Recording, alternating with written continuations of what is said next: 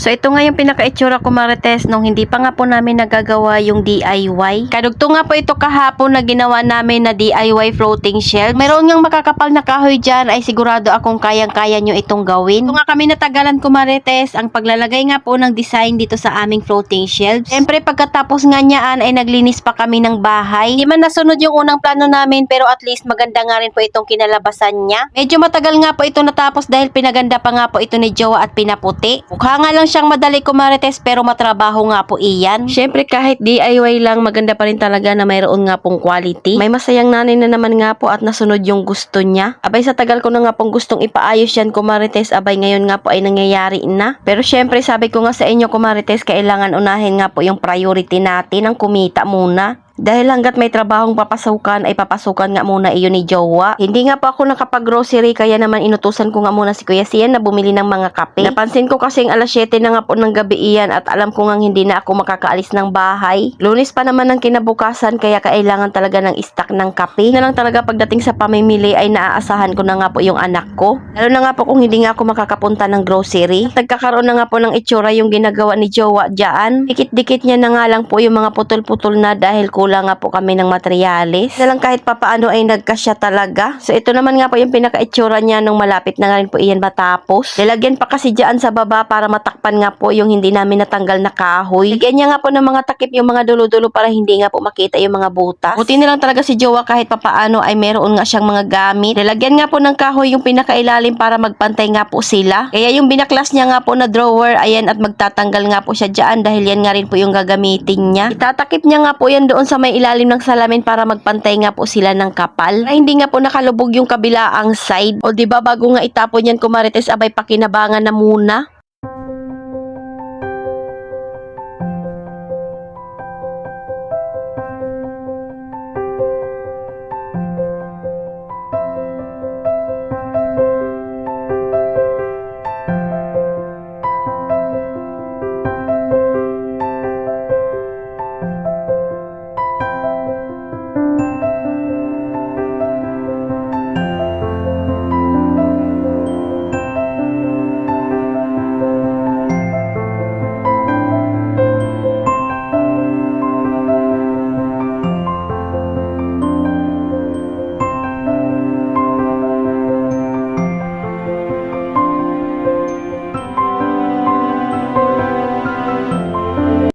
Dahil natapos na nga ni Jowa yung pagdidikit niya, kaya ayan maglilinis na nga muna ako. Kailangan naman nga po bawasan ng karat para maganda nga pong kumilos dito. Nagwawalis na nga muna ako dyan kumarites dahil marami nga po kailangang iligpit. Pati nga rin po yung mga gamit niya. Buti na lang talaga gustong gusto ko naman nga pong naglilinis kaya okay lang. Ganito talaga kakalat pag mayroon nga po tayong ginagawa sa bahay. Habang nagliligpit nga si Jowa ng kanyang mga gamit, ako naman nga po ay nagliligpit ng mga basura. At yung dalawa naman nga po ay nagbabantay doon sa tindahan. Di na nga rin po kami nakapagluto dyan kumarites kaya sabi ko nga kay Jowa ay bumili na lang siya ng mami. Katapos niya nga pong magligpit dyan. Ayun talaga yung takbuhan namin na ulam pag hindi na nga po namin kaya ng oras. Mabilis lang naman linisin itong bahay namin kumarites dahil ito nga po ay maliit lang. Nakita nyo na nga po yung halos kabuuan dyan. Pero magpupunas nga po ako ng sahig dahil marami nga pong alikabok at malagkit sa paa. Kaya gumagamit nga po ako ng tsinelas pag hindi nga po nawawalisan pa yung sahig namin. Katapos ko nga pong maalis at mawalis yung mga malalaking basura ayan at magbabacuum naman nga po ako. Dami na kasing buhok at alikabok doon sa pinagbarinahan niya.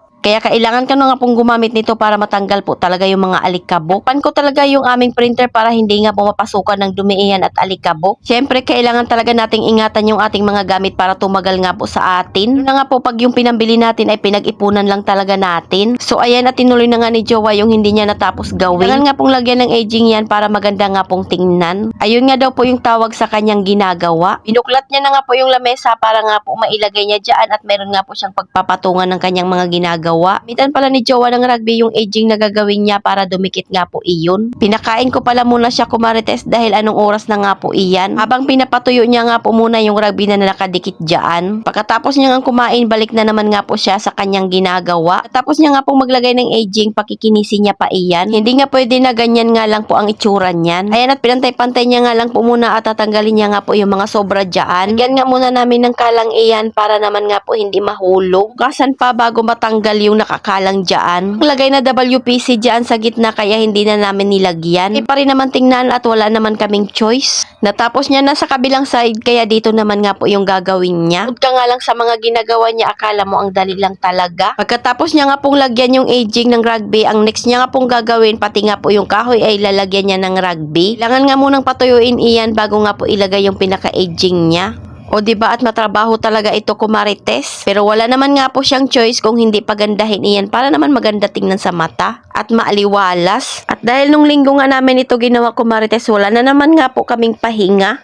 Tapos kinabukasan ay kailangan mo pang gumising ng maaga dahil meron nga po akong pang-umagang estudyante. Ayan nga po yung ginagawa niya para kuminis nga po iyan. Hindi ko nga lang po alam kung anong tawag sa ginagawa niya. Pero sobrang ganda niyan kumarites pag ginagawa niya nga po iyan, talaga namang hindi mo makita yung kantuhan. Hard na nga yan kumarites kaya pwede nang ibalik yung mga gamit dyan. Syempre at excited na nga po akong patungan iyan ng mga gamit. Kung ano pa nga lang po yung available dito sa bahay, ayun pa nga lang po yung aking ilalagay. Dami-dami na nga rin po akong na-add to cart kung ano nga po yung ilalagay ko dyan sa floating shelf. Pero kailangan pa nga pag-ipunan ulit dahil medyo mahal nga po talaga bumili ng mga gamit kahit mga maliliit lang. Punasan ko na nga rin po yung lamesa dyan at pwede na nga pong ibalik yung mga gamit. Tingnan nyo naman kung gaano nga po kaganda at maaliwalas na nga po ang itsura nito. Sukat nga po pala namin yung speaker dyan para dyan nga po namin ipwesto iyan. At isa-isa ko na nga pong binabalik yung mga gamit. Kapagod man yung aming ginagawa pero sulit naman dahil tingnan nyo naman yung itsura niya. Ang layo na nga po sa itsura nung bago nga po ito gawin ni Jowa dahil madilim nga po dyan banda. Ayoko pa naman sa madilim na bahay kaya kung pwede lang ay gusto ko talaga nakabukas yung mga ilaw. Buti na lang talaga at sarili nga po namin yung linya ng kuryente.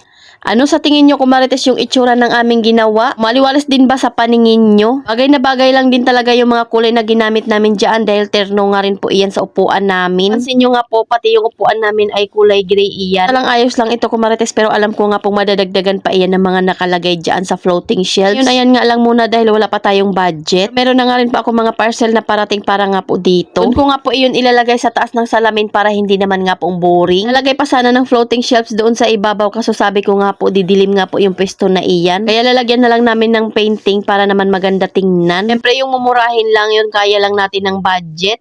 Ayan at ito na nga po yung itsura niya kumarites. Sobrang gusto ko na nga po iyan kahit hindi pa nga po iyan tapos. After ko nga pong maibalik yung mga gamit, maglilinis na naman nga po ako para naman talaga matanggal yung mga alikabok dito. Kaya ayan, tinaas na nga po namin yung mga upuan para mawalisan nga po ng maayos yung ilalim ng lamesa. Alis na nga rin po si Jowa para bumili nga po ng ulam namin. Ko naman nga po ay pinasok ko na nga po yung mga bote doon sa labas at pinaligpit ko na nga po sa dalawa kong anak. Dahil marami na nga pong nagsauli. Siyempre kailangan ko nga rin pong walisan doon sa labas para matanggal nga po yung mga pinagputulan ni Jowa. Hindi nga pwedeng sa loob lang ng bahay malinis, dapat sa labas din. After kong magwalis sa labas at magpasok ng bote, ayan at magpupunas na nga po ako ng sahig. Natakan ko nga lang po yung sahig dyan ng Del at pinunasan ko na nga po iyan. Syempre para hindi lang malinis, mabango din ang ating bahay. Para ko nga po ay nagpupunas, nagwawalis-walis na nga rin po ako. Nawa ko na ngang map yung aming walis dahil hindi ko nga po abot yung ilalim. Hindi na nga ako makayuko ng maayos dahil alam nyo na sobrang laki ko na talaga. Tapos ko ngang malinisan yung sahig, inilatag ko na nga rin po yung carpet.